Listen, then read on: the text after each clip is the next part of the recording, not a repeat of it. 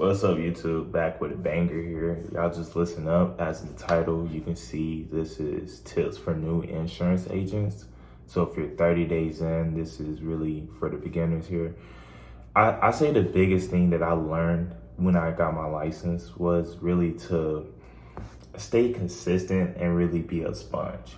And when I say stay consistent and be a sponge, I mean you got to consistently ask questions. There's no bad question to ask.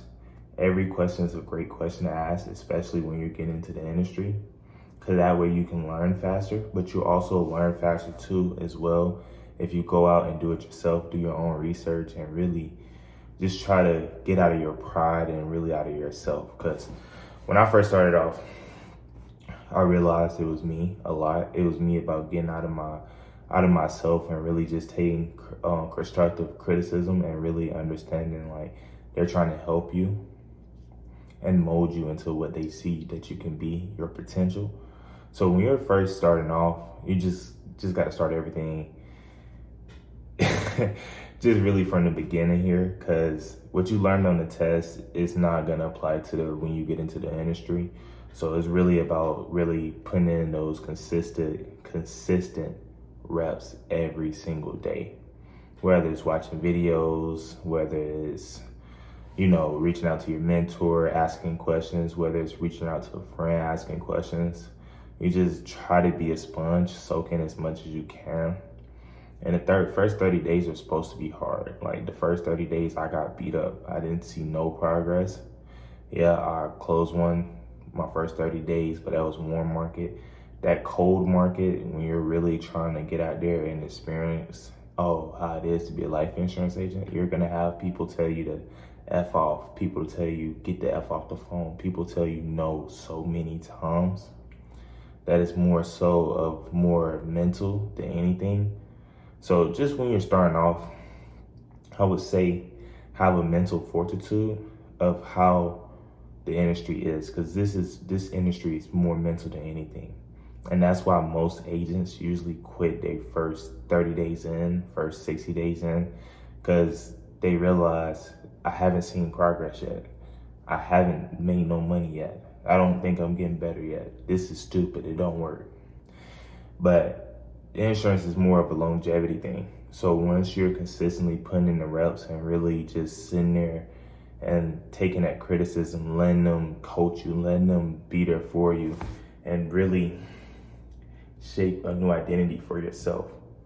Because when you come into this industry, it's spiritual too as well, because you really have to get out of yourself to be the best in this industry, because people working in this industry like dogs. And the people I hang around, like they motivate me and stuff, because they constantly talk about sales. They constantly try to improve their sales skills and constantly try to be better every single day, whether it's the little reps or anything. But the most important thing I say I've learned out of even my first 30 days in is that you need a consistent schedule, and you need to stick by your schedule as much as you can, because your schedule is going to build the foundation that you need it to build, but it's also going to build the character that you want for yourself. And it's more so about, doing, like for me, it's me getting in my Bible, me getting in my journal, me watching videos on Daniel G, Peter Roberts, Jeremy Minor, anybody I can perfect my skills on or help me perfect my skills. But it's also for that first 30 days, you're gonna have to get in massive reps. I'm 6 months in the industry and I'm still getting massive reps in. I'm still putting up $1,000 a week, still talking to over 80 people a week, but I'm trying to constantly every week improve my skill set, but also with my skill set, improve the little things. Because in this industry, it's the little things that matter: the pace, the active listening, really your tone, the way you say things. And my first 30 days, I didn't realize it was all about that. So it was hard for me getting in, because I'm talking like a robot and I don't feel like I'm talking around like a robot, but I am. And you might not realize it, especially because I do dials, I do cold calls. So telesellies or whatever they call it, I call over the phone. So it's really hard to interpret how their, that first 30 days, how they was responding to what I was saying. But now I can pick up on their moods. I can pick up on their energy through the phone because I've been long enough to know. And I say the most important thing about that first 30 days is really understanding it's just like the gym. It's just like the gym. Sales is just like the gym.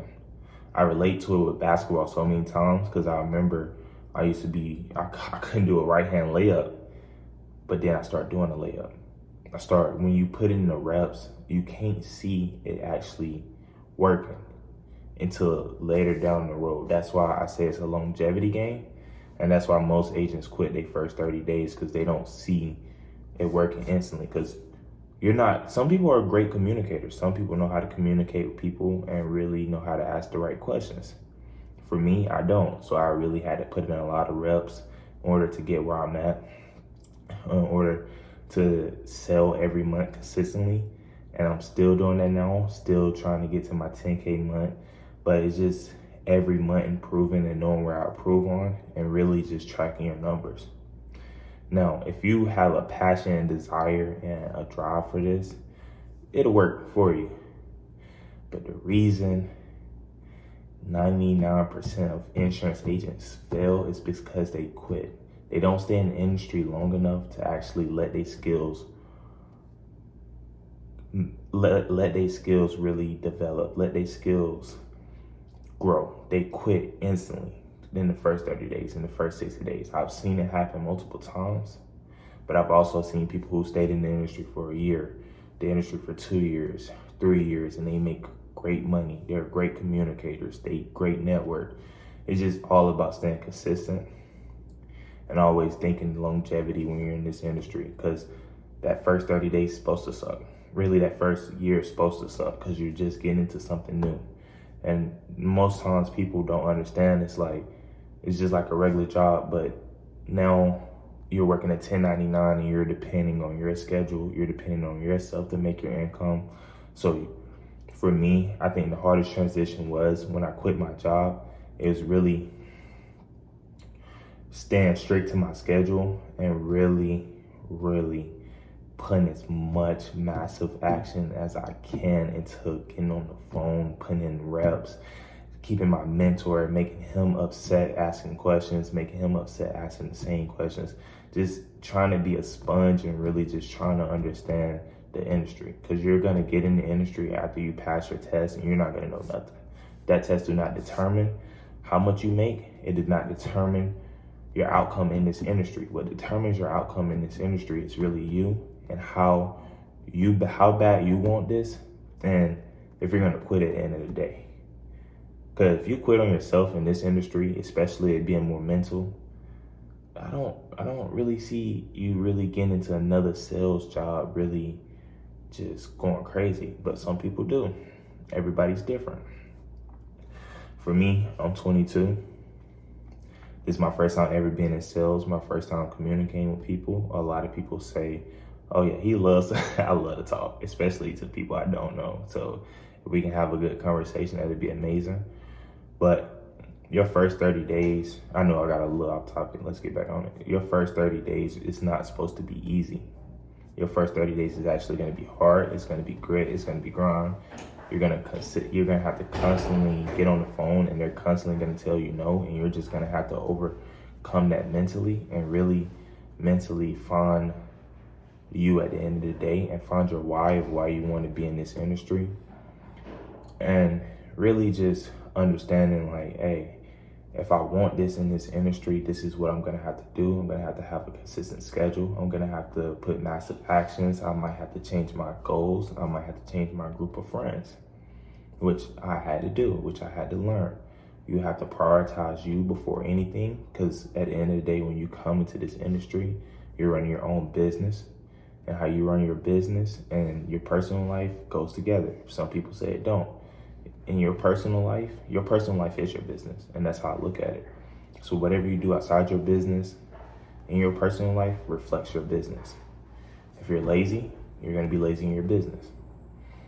If you don't work that hard outside your personal life or consistently not getting in the gym or even getting your work, it's gonna relate to your business. You're gonna see it in your business. And I know the biggest aspect for me is making sure that I'm always in my Bible. Because whether or not, if I do, well, I know I am, whether or not if my business is doing bad or not, I know that God always got me. And I know he's gonna always come through for me. It's more mental too.